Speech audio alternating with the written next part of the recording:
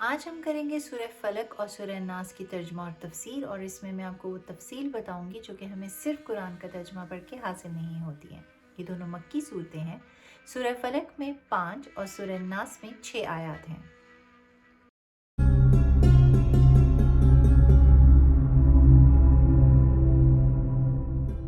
ان دونوں صورتوں کا شان نزول کچھ یوں ہے کہ آپ صلی اللہ علیہ وآلہ وسلم پر جادو ہوا یا نہیں ہوا، اس میں اختلاف رائے پائی جاتی ہے۔ البتہ قوی ذرائع سے یہ بات ثابت ہوتی ہے کہ آپ صلی اللہ علیہ وآلہ وسلم پر جادو ہوا تھا۔ وہ شخص ایک یہودی تھا جس کا نام لبید بن عاصم تھا۔ اس نے اور اس کی بیٹیوں نے مل کر نبی کریم صلی اللہ علیہ وآلہ وسلم پر جادو کیا۔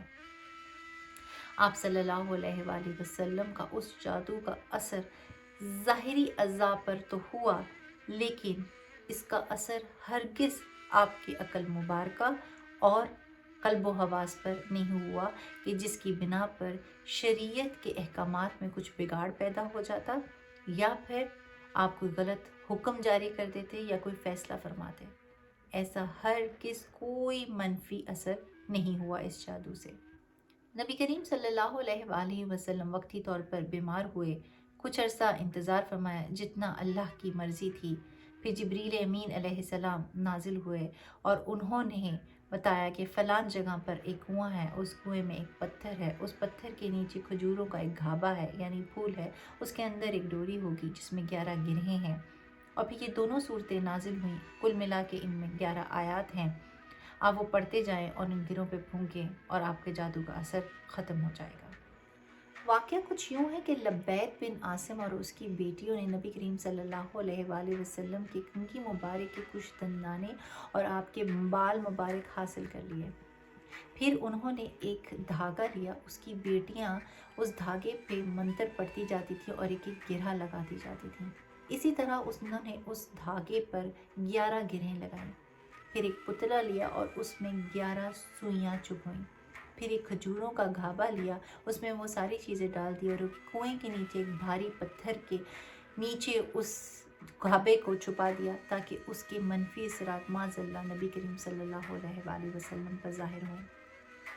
جب نبی کریم صلی اللہ علیہ وآلہ وسلم کو حضرت جبریل امین علیہ السلام کی طرف سے یہ معلوم ہوا کہ ایسا معاملہ ہے، تو آپ نے حضرت علی کرم اللہ وجہ کو بھیجا وہاں پہ کہ فلاں جگہ پہ کنواں ہوگا، وہاں سے یہ ساری چیزیں نکال کے لے کر آؤ۔ حضرت علی کرم اللہ وجہ وہاں پر گئے، انہوں نے اس کنویں کا پہلے تو پانی نکلوایا تھوڑا سا، جب پانی کم کروایا تو اس میں ان کو وہ پتھر نظر آیا۔ اس پتھر کے نیچے واقعی کھجوروں کا ایک گھابا نکلا۔ وہ گھابا لے کر نبی کریم صلی اللہ علیہ وآلہ وسلم کے پاس آئے۔ جب کھولا تو اس کے اندر وہ ساری چیزیں تھیں۔ نبی کریم صلی اللہ علیہ وآلہ وسلم نے وہ دھاگا لیا۔ آپ صلی اللہ علیہ وآلہ وسلم سورہ فلق اور سورہ ناس کی ایک ایک آیت پڑھتے جاتے، اس گرہ میں پھونک مارتے اور وہ گرہ کھل جاتی، اور اس طرح اللہ کی طرف سے آپ صلی اللہ علیہ وآلہ وسلم کو شفا ہوئی۔ تو اس سے معلوم یہ ہوتا ہے کہ جادو برحق ہے، بہرحال جادو اپنا اثر رکھتا ہے۔ اللہ تعالیٰ سورہ فلق کی پہلی آیت میں ارشاد فرماتے ہیں، اے حبیب کریم صلی اللہ علیہ وآلہ وسلم، آپ فرما دیجئے کہ میں پناہ لیتا ہوں فلق کے رب کی۔ فلق سے مراد ہے صبح کو پیدا کرنے والے رب کی۔ اللہ تعالیٰ سورہ فلق کی دوسری آیت میں ارشاد فرماتے ہیں، اس کی سب مخلوق کے شر سے، یعنی میں صبح کے پیدا کرنے والے رب سے پناہ مانگ رہا ہوں کہ اس کی مخلوق کی طرف سے ہر شر میری طرف متوجہ ہو۔ اللہ تعالیٰ سورہ فلق کی تیسری آیت میں ارشاد فرماتے ہیں، اور اندھیرے میں مبتلا کرنے والے کے شر سے جب وہ ڈوبے۔ 14ویں کے چاند کے بعد چاند آہستہ آہستہ چھوٹا ہوتا جاتا ہے اور راتیں مزید گہری اور اندھیری ہوتی جاتی ہیں، اور جادوگروں کے مطابق ان آخری راتوں میں جادو اپنا اثر بہت زیادہ کرتا ہے۔ تو نبی کریم صلی اللہ علیہ وآلہ وسلم خاص طور پر یہاں پر ارشاد فرما رہے ہیں۔ اللہ تعالیٰ سورہ فلق کی چوتھی آیت میں ارشاد فرماتے ہیں، اور ان عورتوں کے شر سے پناہ مانگتا ہوں جو گرہوں میں پھونکتی ہیں، यहाँ पर लब्बैद बिन आसिम की बेटियों की तरफ इशारा है, और चूँकि नबी करीम सल्लल्लाहु अलैहि वसल्लम को बता दिया गया था कि उसकी बेटियों ने गिरे लगा के गंदे मंतर पढ़ के उस पर फूंके हैं, तो यहाँ पर नबी करीम सल्लल्लाहु अलैहि वसल्लम उस चीज़ से पनाह तलब फरमा रहे हैं। सूरह फलक की 5वीं आयत में अल्लाह ताला ने इरशाद फरमाया, और हसद वाले के शर से जिस वक़्त वो हसद करे। सूरह फलक की आखिरी आयत में नबी करीम सल्लल्लाहु अलैहि वसल्लम हसद करने वालों से भी पनाह तलब फरमा रहे हैं। सूरह नास की पहली, दूसरी, तीसरी और चौथी आयत में अल्लाह ताला इरशाद फरमा रहे हैं, ए हबीब करीम सल्लल्लाहु अलैहि वसल्लम, आप फरमा दीजिए, मैं पनाह तलब करता हूँ लोगों के रब की, सब लोगों का बादशाह, जो लोगों का खुदा है, उसके शर से जो दिल में बुरे खतरात डालता है और छुप जाता है। इससे मुराद यहाँ पर शैतान है। जैसे कि एक बुजुर्ग ने अल्लाह ताला से इल्तिजा की कि या रब्बी, मुझे दिखा कि शैतान इंसान के दिल में किस तरह वसवसे डालता है। तो अल्लाह ताला ने उन पर गुनूदगी तारी कर दी। तो आपने देखा कि एक शख्स है और उसके कंधे पे एक मेंढक जैसा बैठा है, लेकिन उसकी एक लंबी सी सूंड है जो कि वो कंधे से डालता है तो सीधा दिल में उतर जाती है, और वो इंसान के दिल में वसवसे डालती रहती है। लेकिन जो ही इंसान जिक्र इलाही करता है तो वो सूंड वापस खींच लेता है।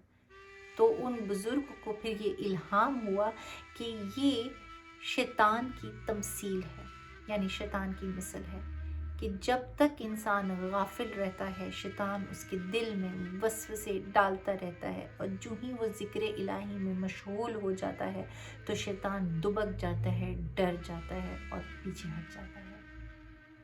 सूरह नास की 5वीं और 6ठी आयत में अल्लाह ताला इरशाद फरमाते हैं, वो जो लोगों के दिलों में वसवसे डालते हैं, यानी जिन और इंसान। बनी इसराइल में जादू बहुत ज़्यादा आम था। हज़रत सुलेमान अलैहिस्सलाम के दौर में जब जादू ने बहुत ज़्यादा ज़ोर पकड़ा और लोगों ने उसका बहुत गलत इस्तेमाल किया, तो अल्लाह के हुक्म में हज़रत सुलेमान अलैहिस्सलाम ने वो तमाम जादू की किताबें जमा की और अपनी कुर्सी के नीचे, जहाँ पर वो बैठा करते थे, उसके नीचे एक गहरा खड्डा खुदवा के उसमें वो तमाम किताबें दफन कर दी और जादू पर पाबंदी आयद कर दी। लोगों ने उनका हुक्म माना और जादू को तर्क कर दिया। लेकिन जब हज़रत सुलेमान अलैहिस्सलाम का विसाल हो गया और उस ज़माने के लोग भी इंतकाल कर गए, तो लोगों ने उनकी बातों की पैरवी की और जादू को तर्क किए रखा।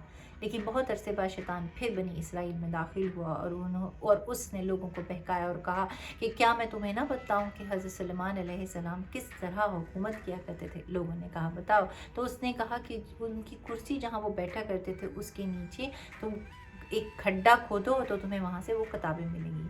लोगों ने जब ऐसा किया तो वहाँ पे किताबें मौजूद थी और फिर एक दफ़ा जादू ने ज़ोर पकड़ा।